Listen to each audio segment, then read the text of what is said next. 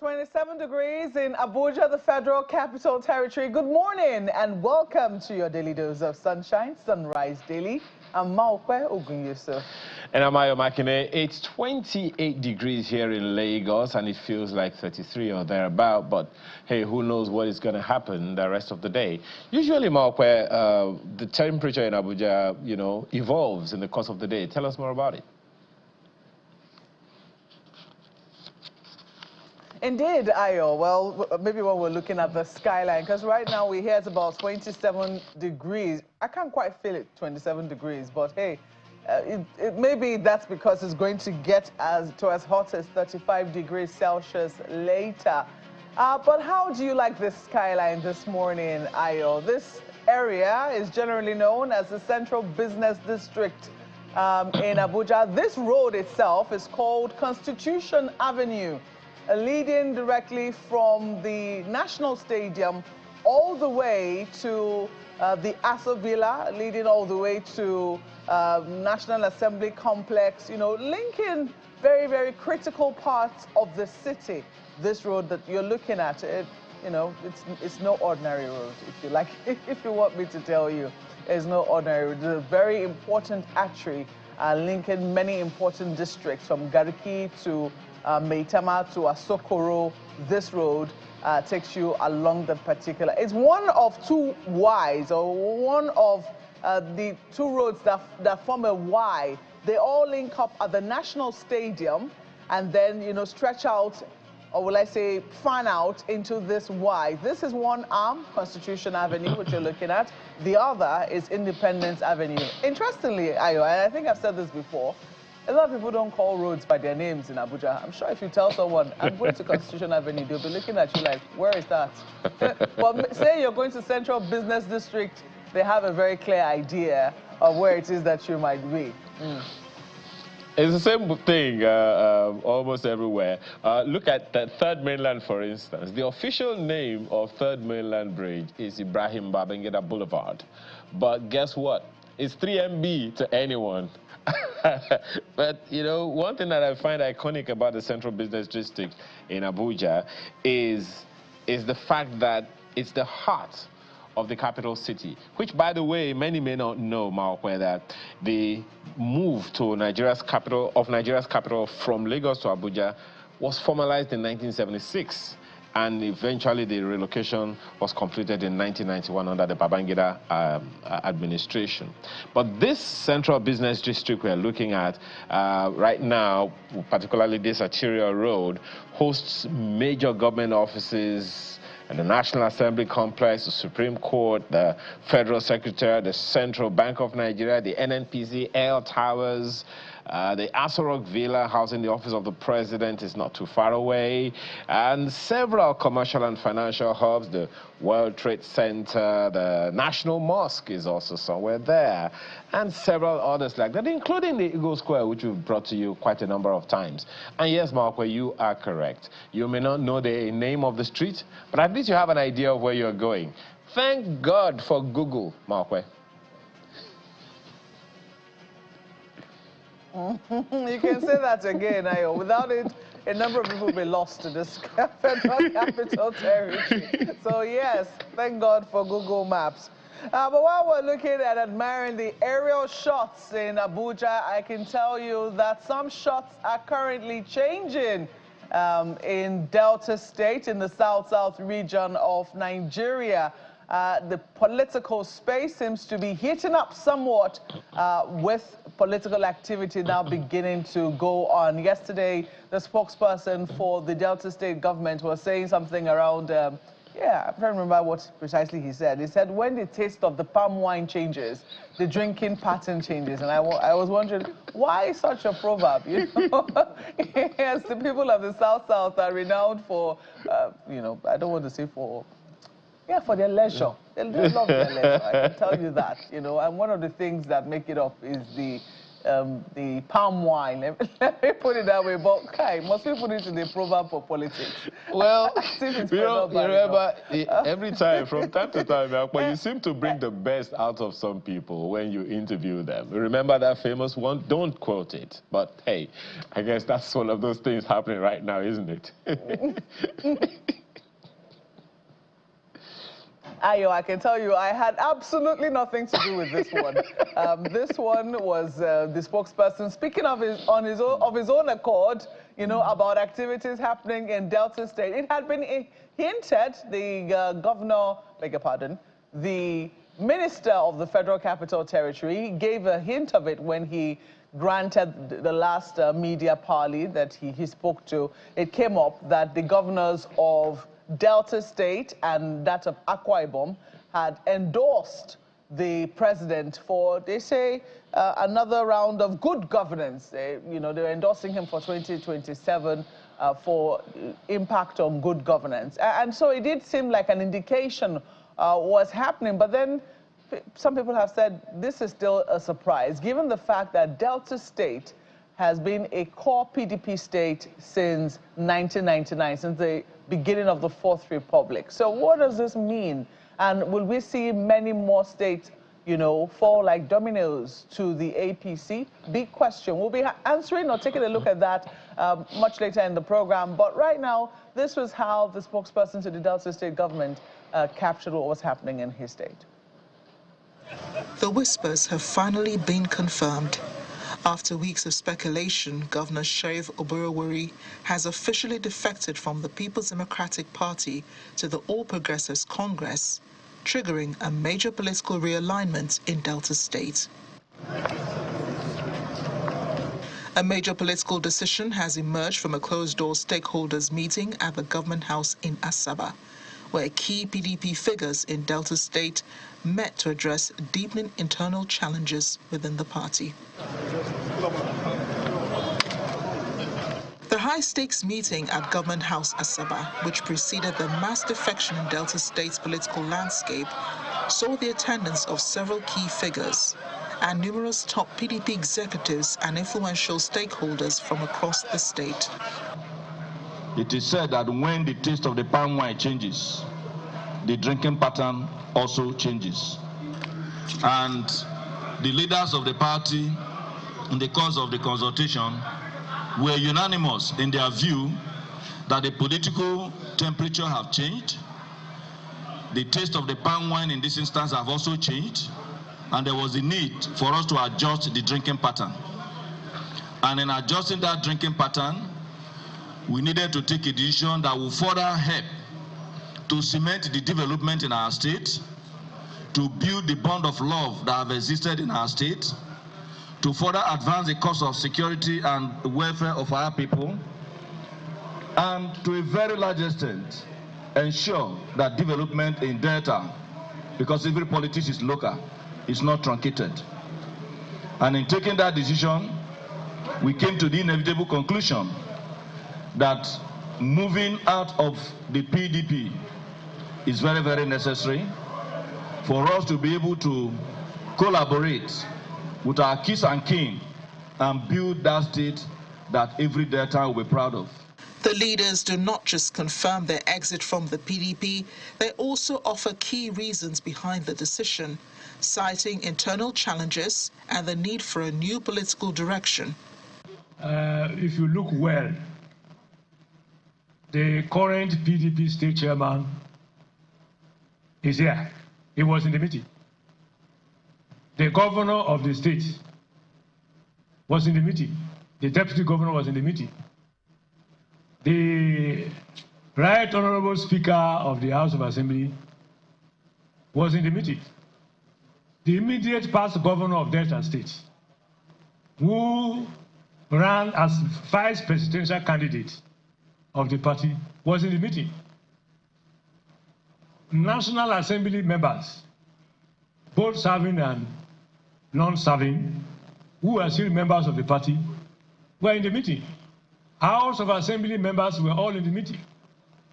In fact, my brother, all the local government party chairmen, council chairmen, everybody who is who in Delta State was in the meeting. Shortly after the major political shift, Governor Sheriff Oborowori convened a closed-door session with all 25 local government chairmen. While he declined to speak directly with journalists, the governor assured that an official statement will be released in the coming days.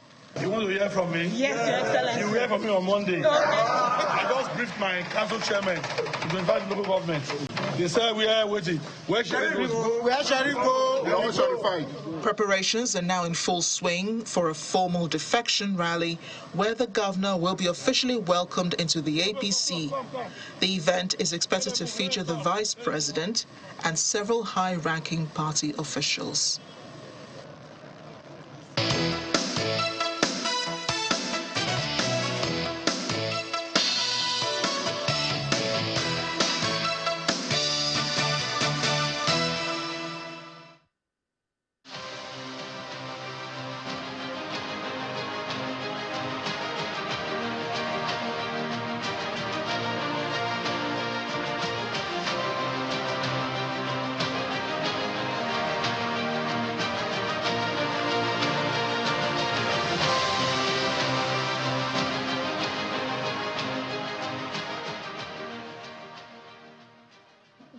Well, clearly, that is not Mr. Alwan Al-Hassan who will be, or Alwan Hassan who will be expecting, or who is on the program with us this morning. You'll be seeing his face shortly. But those who understand the proverb of palm wine used in that particular explanatory video have started to explain to me that, indeed, the taste of palm wine differs from season to season. In the rainy season, it's different. In the dry season, it's different. So we're going to be digging into what precisely has changed in the taste of the PDP as a political party.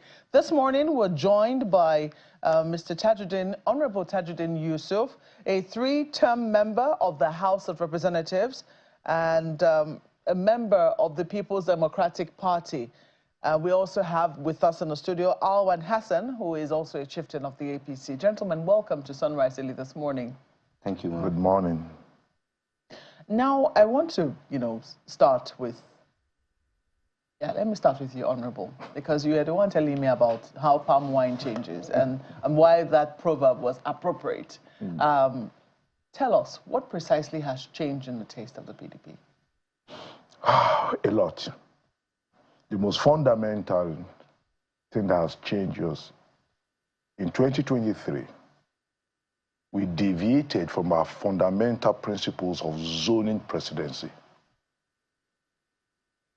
If you remember, in 2014, the agitation was that Yar'Adua didn't complete his third term and Goodluck Jonathan has taken over, and to them, to a lot of people, he was eating to the term of the North. About 5 governors, led by prominent Atiku Abubakar and everybody, walked out of a convention in Eagle Square. That was the beginning of PDP's crisis. So, in 2019, most of them are returned back, Atiku, Tambo, what have you. In line with that principle, the party zoned presidency to the North, so as not to fall into what happened before. Atiku emerged. 2023, it is natural I should have gone back to the South. But because some cleavages and interests who felt they had this, the capacity to sway, they made sure, I was at the meeting, they made sure there was no zoning. And I remember I was saying, if we don't zone, we will regret this. Because today, in Nigeria, politics cannot be separated from religion and ethnicity, for now. We might get there later when those two take back seat, but for now. So the moment we got into that convention without clear cut, that's why, if you remember very well, that in 2022 PDP presidential primary, you have Ari South, but in 2019 you had only aspirants from the North. So going to that, and we find ourselves where we are now. So what you are seeing is the fact that after the election, those cleavages and interests began to start regroup for the next election. If you observe, PDP governors have been coming together to hold meetings regularly and what have you. But I can tell you, they are not funding the party the way they are holding meeting. By implication, they feel that, a lot of people feel that, we'll cook this soup, make this party relevant, what have you. Somebody will come because primary elections are done by delegates and what have you. But because of the number of states in certain sections of the country, it is very easy for somebody to pick the ticket. So they have, okay, 2015 to 2019, we work this party. This man came, picked the ticket, arranged it. 2023. So this is the first time in about 10 years of PDP in opposition where governors are not actually funding the party. So PDP is going through one of the worst political journey of his life.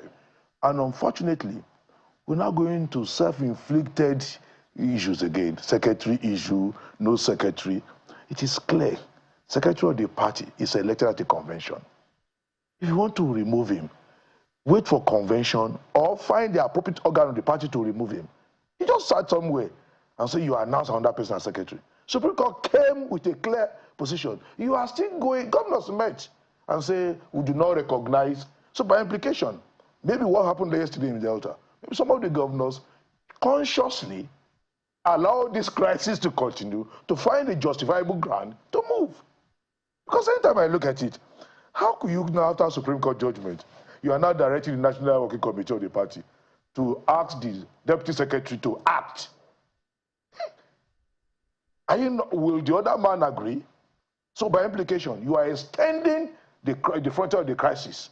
So, and I tell people that if you have 1 year to major primaries, and you cannot put your act together, because National Congress of PDP, Congress of PDP will be in October or November. So why changing the secretary now when you can go to convention and elect it? You do a new zoning. Why don't you just wait? Their tenure will expire. So by implication, what I'm trying to say is that... I'm listening, but, you know, I'm still not getting the reason why a very important state, you know, like Delta State, because indeed, while the national PDP might be having its own challenges, the parties, the political party at the state level, you know, which is usually led by the governor of a state, oftentimes seem to hold their grounds pretty firmly. They have held it in opposition now since 2015 when they lost. So what precisely has now changed in this, in the taste that is now, you know, seeing the defection of an important state like Delta State? A state that produced the first presidential candidate of the party. Indeed. In the last election. I think we should ask them. I will not be, because I assume naturally that the vice presidential candidate of the party in the last election should be the father of the present leadership of the state in Delta. Yeah, so what... If you find himself there, by implication, it shows that, I don't want to go there, but the truth of the matter is that the man has been having a presidential candidate in PDP for some time. One of the reasons we have these challenges. Let me come to Alwan, because some people have said that what is happening with the PDP has been orchestrated by the APC, and that what they're seeing are, you know, clear signs of blackmail, subtle blackmail that is being, you know, passed across to the governors, and so they feel arm-twisted and seem to have no option than to, you know, capitulate to the demands of the APC. I don't know what you mean by that, Maope, but could we also say what is happening to the APC is being sponsored by the PDP? Malam Nasru El-Rufai just left the party. Could we also say somebody is sponsoring Malam Nasru? How much can you give Malam Nasru? The parties have issues. The thing here is the South-South is evolving in politics more than maybe the South-East, I would say. Because the South-South literally own the PDP. And as it is today, it's dividing itself into two. The biggest, the strongest opposition, and half of it goes to the ruling party. So it's an evolution. Do you see it as an evolution? You've given the instance of Malam Nasru El-Rufai, but, you know, within the APC, someone would say he's not exactly holding any political position. He's not an appointee. He's not an elected official at the moment. So there are questions as to why an elected official of the PDP, of a strong state like Delta State, will want to defect to the APC, especially a state that also produced the vice presidential candidate so what they will in the last election. What they will be saying is we paid him money. Who can pay Delta state government money? A state government that makes nothing less than 80 billion naira in a month. No, they're not saying you paid money. So what is it that will motivate them with, that will make them come into the APC? Nothing. Some people are. We have our politicians on ground in Delta, and we had no issues with political structure. We got more than, I think, 30% in Delta presidential elections. The PDP won the state, and now the PDP has decided to join the ruling party. Was it Labour? Labour Party won in the presidential election. The presidential, oh, okay, yes. okay. It was a very close margin. So, but we had, no, I said the PDP won the state. The gubernatorial elections, yeah. So that's what I mean. So, but nobody needs to tell anybody that there is chaos in the PDP, and that PDP has gone into extinction. Nobody needs to tell you. Even my brother here is telling you that he's hopeless about his party. Yes. Is that true? He cannot explain of an extinct party. Absolutely, because he cannot explain what is happening in his own state. You know one thing about success and victory, it gives you this larger than APC was not existing before. There was a time that almost every governor moved to PDP. So one thing you must realize about life is that it's a season. I kept telling people, that's why I don't believe in jumping parties. Because if people could stay back in opposition and build an APC, and we are just out for 90 years. Honorable. Because you find, hold on, you say a party in the extinction. In a party in the extinction, that still have members of national assemblies, they have senate, they have governors, you have 13 governors who won't move. Let's even assume 5 move. At a point, how many states you combine together? APC, ACN, APP, and what have you, ABGA, all together, you had about 6 governors. And you could still come together, form a party. And you're talking about a party that's about 12 governors. Honorable, stop calling 12 governors. Hold on. Stop calling 12 governors, because one is already out yesterday. And Akwa Ibom has already said he's voting for the presidential candidate of the APC. Yeah. You're not sure of Oshun. Yes. You're not sure of I'm not sure of anybody. You're not even because sure I'm not in the mind of everybody. You can't hit your chest. You can't hit your chest as a PDP member today to be sure of 5 governors that will come with you to 2027 elections. Why? Because it depends. The party is in chaos. It depends on the choice of presidential candidate. In his submission in the beginning, he has shown to us that there is a problem with the PDP. And it's not trying to change. What I'm saying, the question I was asking is whether that problem has been orchestrated by the APC. Were we the ones that have been sponsoring Atiku to become flag bearer in the PDP? That's one of his issues. How much would we give Atiku to become the flag bearer of the PDP? That's one of his biggest issues. And Atiku is contesting 2027, unless he does not leave. If he breathes, he's going to contest and he'll take the ticket. Do you agree with and we'll defeat him? As for taking the ticket, I don't know. But I will not support him. As for getting the ticket, I don't know. And I agree. I will not sit here. I was asking him if the APC was responsible for your woes. You agreed that partly they are. No. How? No. They're not? No. They are you don't blame them. You don't blame them at all? I gave you a background. Yes. I gave you a background of 2014. Background. I came to 2019 and 2023. So we chose not to see that with those steps we were taking will lead to crises that will go beyond those periods. Don't forget after the convention, our national chairman went to one of the aspirants' house and said, "You are the hero of convention." Is that how to heal? Is that how to heal? So there are consequences for action. When you do things, there are consequences. I don't blame APC. Because if I'm in their shoe, would I want to have those men on my side? Are you disappointed, though? I'm very, very disappointed. I agree to that. I'm very, very disappointed. And we are impressed. Because we saw these things coming. And they are still pushing. That's why I told you that look at the meetings that governors are holding. Look at the things that... Where do the governor have such power, governors have power to be telling national committee? Because the party does not recognize governors forum. That you now meet and give instruction on what to be done. So the moment you go into those things, you are opening doors for crises that you cannot. Because one thing about crisis is that you know how it starts, you don't know how it ends. So it's for people to realize that, hey, this party is bigger than me. Suspend your ambition. If I have my way, I would advise the former Vice President Atiku, leave PDP ticket. Let you go to the south. Even if we don't win presidential election, we will have been seen as going back to our original, modus operandi, where party position are zone. And so every part, because the south, let's look at the south and the southeast, who have been reasonably the bedrock of PDP. You just come and pick ticket. People will start losing hope. They feel that because every desire of everybody is to get to the peak of their career. If they now realize that because of number that come from one section in primary election, they cannot get the ticket, they get frustrated. Well, I do have more questions, but let's quickly go to Lagos, because I know that Ayo is also, wanting to get in. Ayo. Well, thank you, Markwe. The question you asked, Markwe, of the Honorable now is what I'd like to piggyback on, perhaps differently. Honorable, I mean, it's been about 6-7 years now. Since this issue began solidly, I mean, if you back up from 2019, now you also said the crisis began some 10 odd years ago. So given the progressive degradation, so to speak, of the PDP, are you saying the PDP is dead or dying?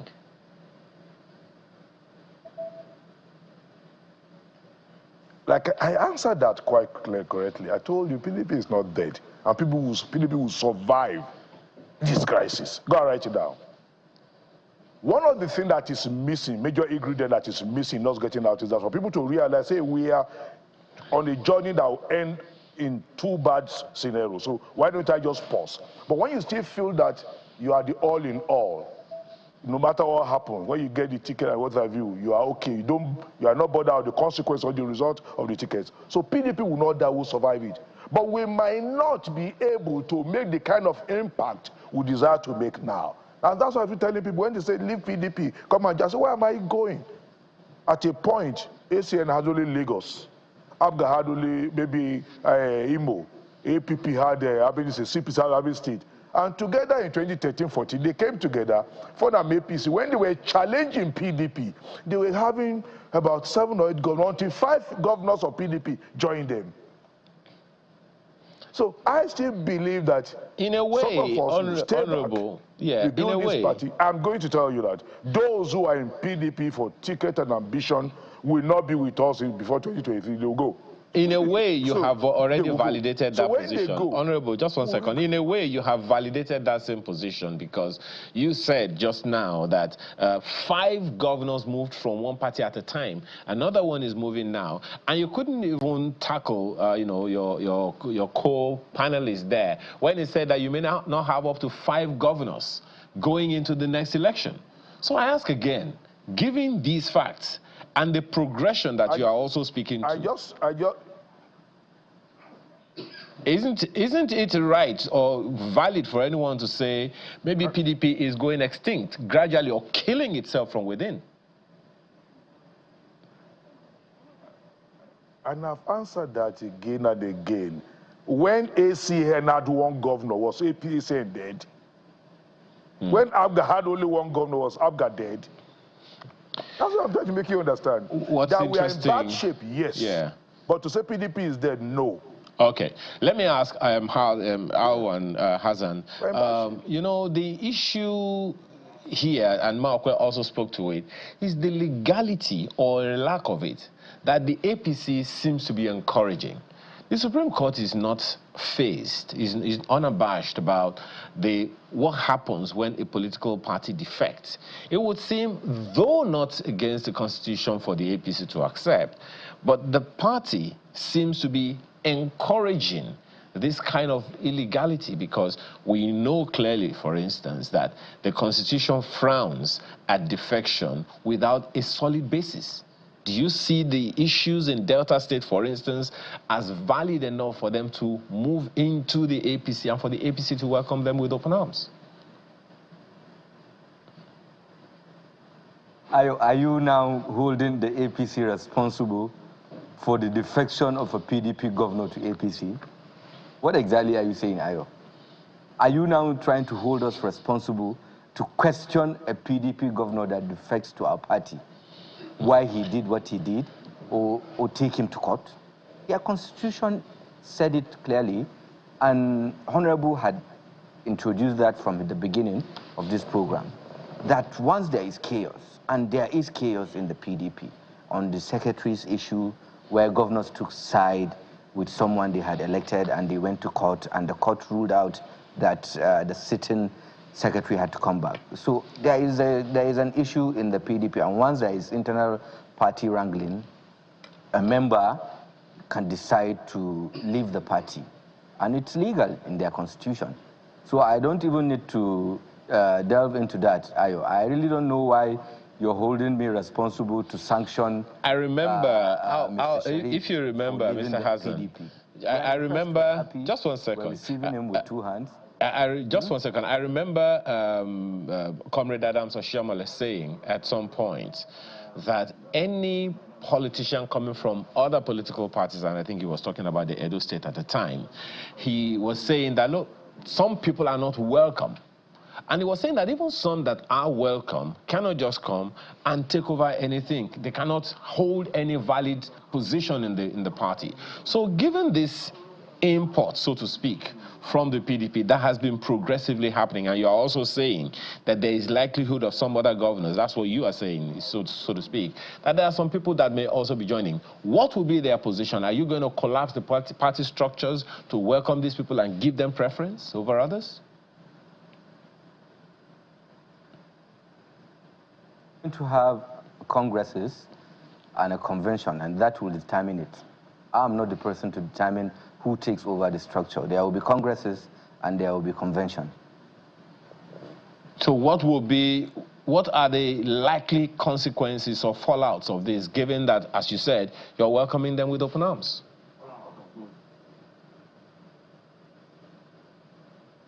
Of course they are welcome. The APC is the party in government. We're big enough to receive any defector from the PDP and a dead party. So we're happy. We're opening hands for every other PDP governor that is aggrieved and sees that there is no future in the PDP. Did you just say that the PDP is dead? We're huge enough to carry the whole country. It is. Honorable doesn't agree with you. He cannot win an election again. Hello. So, but what do you say about this? What do you say about this? With the chaos and the crisis happening in the PDP and its governors leaving, not just a governor, Delta State governor, one of the biggest states of the PDP has left the party yesterday. What can you say about that? But Honorable does not agree with you. Honorable, go ahead.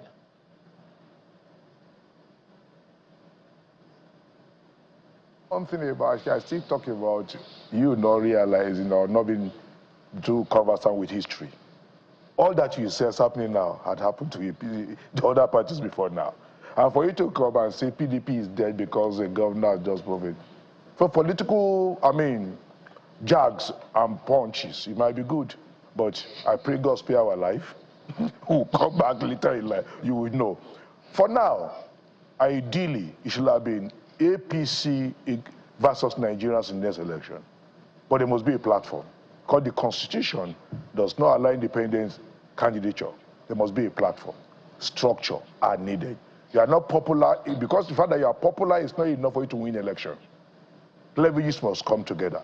That's where the PDP has failed so far. Okay, just one last question. The opportunity of having a solid ground. Okay, just 1 second because we're running out of time. And this is for the two of you, and then Marco can take over. What is the difference? Let me ask you R1 first, and then the Honorable can also speak with you. Can also speak to the topic. What is the difference between the APC and the PDP in terms of political ideology? What's the difference between the PDP and the APC in terms of political ideology? R1, you go first.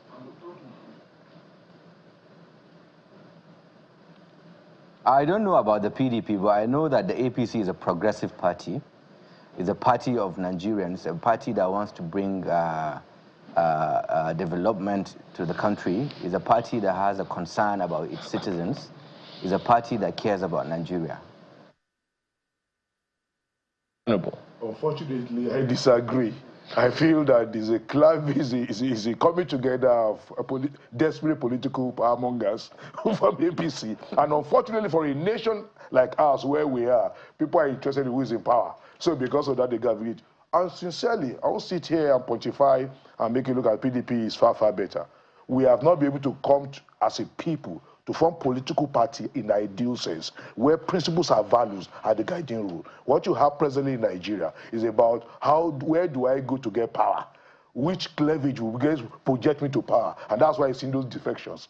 Those defections are looking at their next election, how does it look? Can I align here? Yeah, and that's why I keep telling and that's why, you know, one of the stories that always was my own proverb or my own parable that comes to mind every time, you know, we see a defection, especially of this kind, where the governor is moving with his entire structure into another political party. Vice president. The story that always comes to my mind is the story of the prodigal son. You know, when he came home, it was welcome. Now, I'm not saying that the governor is a prodigal son, but then there was always the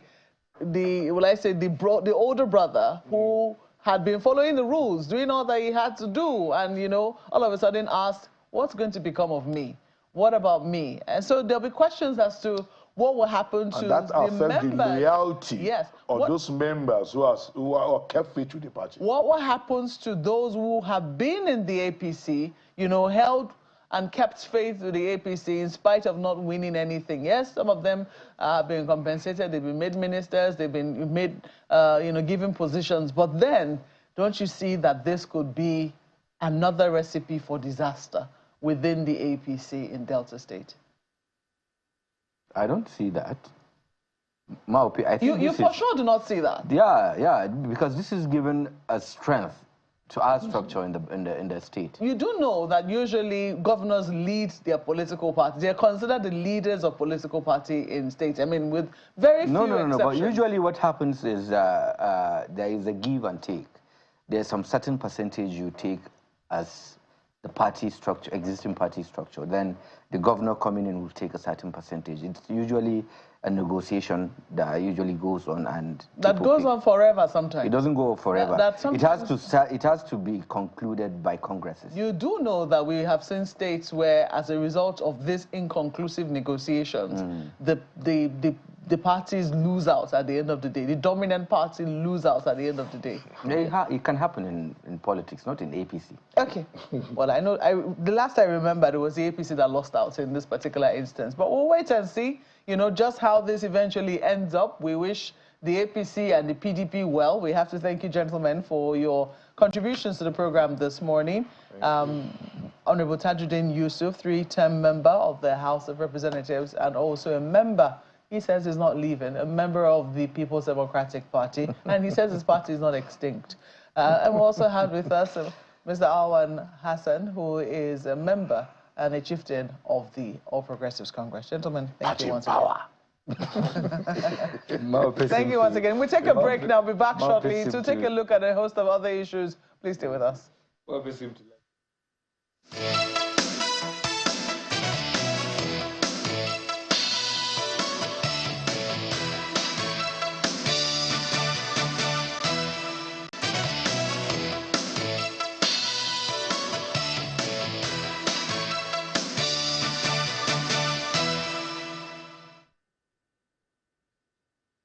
Much as I disagree with the politics of President Bola Ahmed Tinubu, I'm speaking up today because, again, I do not want the president to fail. It is not in the interest of any Nigerian, let alone the Nigerians whose survival hangs in the balance for President Tinubu to fail. Whether we like it or not, this administration holds the reins of our economy, and we cannot allow them to flush it down the drain. From his approach to governance, right from his first day in office, the current administration, though in its first term, seems to have drifted in the sea of hubris. In the process, steering the polity adrift and struggling to stabilize it. Since justice, equity, and good governance are the foundations for national prosperity, and because injustice can frustrate any economic agenda, it is time for this government to embrace humility, and govern with justice and fairness before it is too late.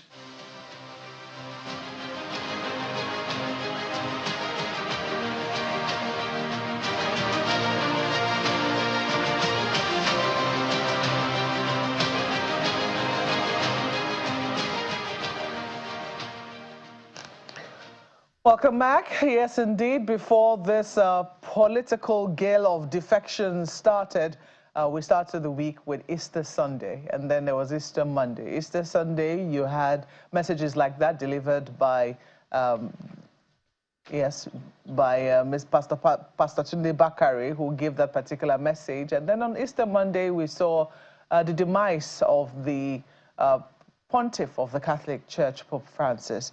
And this morning, we're looking at a host of issues, because while we're looking internationally, we're also looking locally. Yesterday, there was a meeting held at the Villa by the president, speaking with his security chiefs. The NSA briefed extensively on that as a result of the unsettlement, particularly within the North Central region. So quite a potpourri to look at this morning.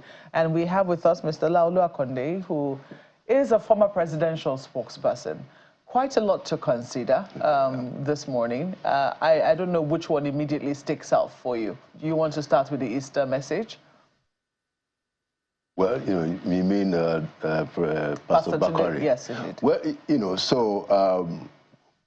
what you cannot deny Pastor Bakare is his boldness, and his ability to be able to speak truth to power.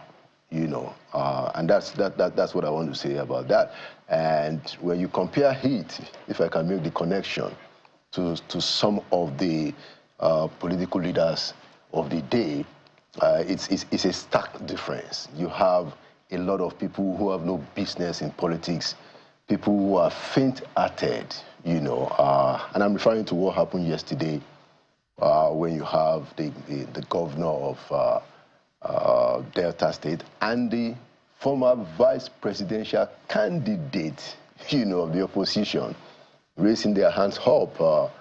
I just think that what it shows is that they're not even learning from the guy whose camp they are going to. Whatever you say about Asiwaju Bola Ahmed Tinubu, he was in opposition from 1999 up until 2015. That is stamina. These guys lack it. It's as simple as that. No political stamina, faint-hearted, no courage, no boldness, because indeed, many of them are not in politics for the common interest. No, they are in politics essentially, mainly for their own personal aggrandizement. And that is why, at the drop of a hat, they change parties. The question is, what hat has dropped now? That's what a lot of people have been asking. What exactly is the political hat that has dropped? That's what people do not understand. They actually think this is a making of the APC. Absolutely, I disagree with that narrative that is because of his APC. Look, that's why I give the example of Alliance for Democracy, Action Congress of Nigeria, even CPC. Do you know how long Buhari was in opposition? From 2003, he has been running for president, and he wasn't jumping. They changed the party, but he didn't jump. He had offers to come to PDP. Asiwaju Bola Ahmed Tinubu, there were all kinds of things. There were all kinds of maneuvers. The man stood. So all this idea that it's APC that is throwing them is just boom. It's totally irrelevant. These are people who don't have the guts. And they shouldn't be in leadership. Okay, well, let's quickly pivot out of that now, because we've also seen quite a number of security challenges. And it does ache somewhat that, we usually have to discuss what is in the headlines. But security continues to hug the headlines very tenaciously. We've seen what has happened in North Central region of Nigeria. Plateau State was the first on the line, and later on we saw Benue and then Kwara.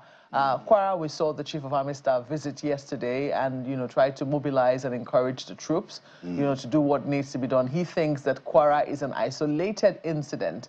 I don't know what your reading of this is, but given if we were to add the statement of the NSA to that of the Chief of Army Staff, would we say that we can actually, because the NSA made reference to, you know, some of this being community, you know, mishaps, but he says not all of it.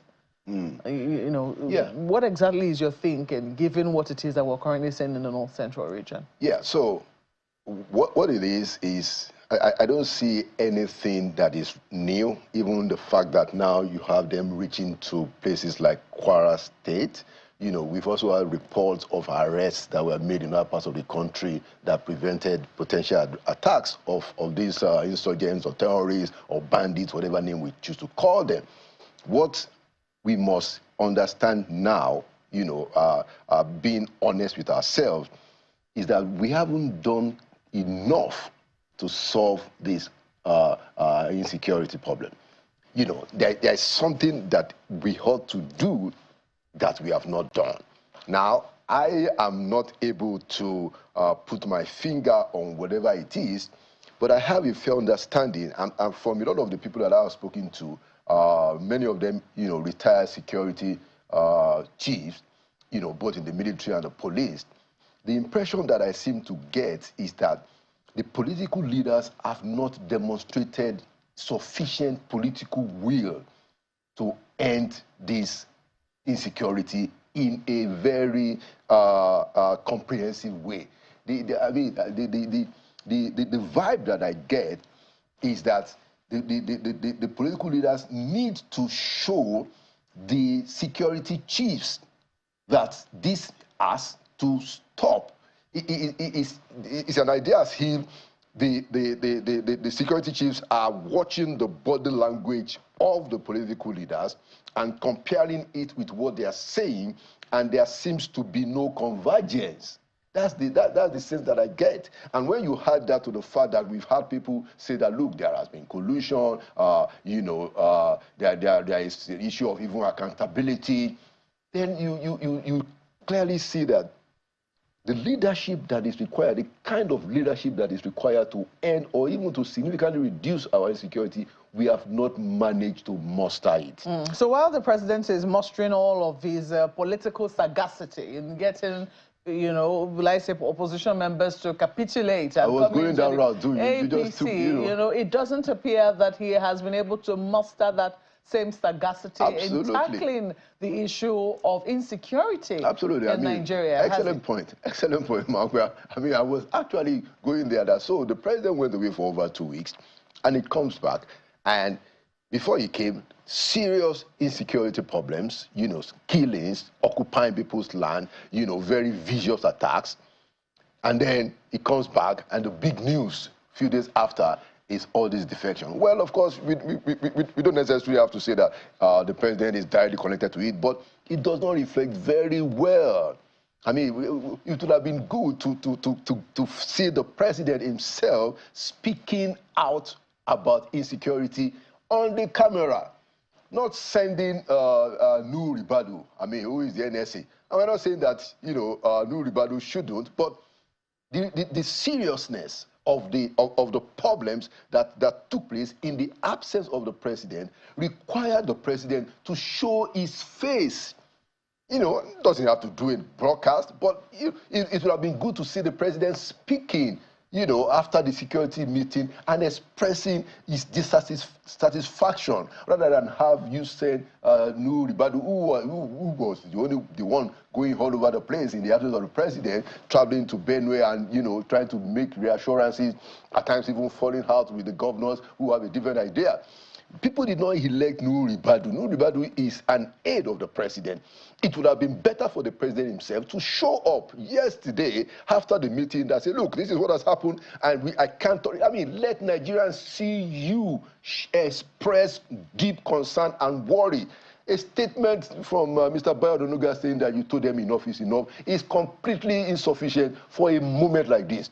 Because we have to show greater commitment. We have to show that we really want to end this insecurity, and we can. And I think that, you know, I'm always saying this is a fine place to leave this conversation, but, you know, someone will say, is it too late? for the president to still show up and say something. No, I mean, so I am among those who say, you know what, I'm going to give the president his full 4 years, you know, before you know, going my separate ways. You know, he still has time, still has over 2 years, you know, but the problem is that lives are being lost. Those people who are being killed, they are human beings like us. They have aspirations, they have hopes, they have loved ones, they are loved. I mean, and the fact that they are just dying needlessly because we are not doing what we are able to do, I mean, it's heart-rendering for me, Markwe. Well, I'm sure it's also heart-rendering for a lot of Nigerians who are still looking, you know, to a permanent solution to what is happening, particularly in the north-central areas, in the north-central region of Nigeria. Speaking with a security analyst yesterday, he said over 3,000 people have lost their lives in the first quarter of this year alone. And now in the beginning of the second quarter, beginning to record these deaths, you know, almost on a daily basis. We're still almost on a daily basis, we're getting an update on the death toll, because it doesn't seem that they found everyone, or been able to account for everyone who had been lost in some of the carnage that has happened. But how do we keep attention on this? Because you know how it is. The moment politics takes over, it would seem that we all get sucked in. It's usually the big news. Right now, the governor of Delta State has defected. It's going to be in the news till Monday, because that's when the defectors will be received. And we do not know how many more states will follow in this. How do we make sure that the main item, the things that concern the welfare, the security and welfare of daily Nigerians continues to be in the front burner where they belong? Because that's what this politics is supposed to be about. I mean, God bless you, Markwe, for that question. Because if we don't understand that point, you know, then we will be perpetuating the needless loss of lives of our fellow citizens. And so what does happen? What has happened is that the people that are outside of politics, our leaders in other sectors of Nigeria's life, the religious leaders, the academic, the leaders of thought, traditional rulers, you know, NGOs, CSOs, everybody and anybody that has a voice in this country, they must raise it. They must raise the voice to protect, you know, to protect our community, to say that these are the important issues, that we must end this insecurity now. I mean, silence by those who have voices in Nigeria at a time like this is very, very, very bad. I mean, and it's not to be political, it's to just say that, look, let us end these needless killings of human beings. You know, I mean, must we wait until it gets close and close and close and close and close? I think it was John Donne that said that don't wonder who the bell for whom the bell tolls. The bell is tolling for us as the people. And so all the people in Nigeria, all our religious leaders, traditional rulers, you know, leaders of thought, should speak out, and we should keep this issue on the front burner. And those of us in the media, Markwe, must continue to set the agenda that these things are important.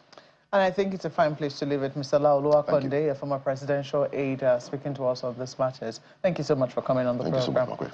Well, that's where we leave this Thursday's edition of Sunrise Daily. We're always happy to have you be a part of it. Thank you so much for watching. I'm Maokwe Ogu Yusuf. And I'm Ayo Makinde. Enjoy the rest of your day.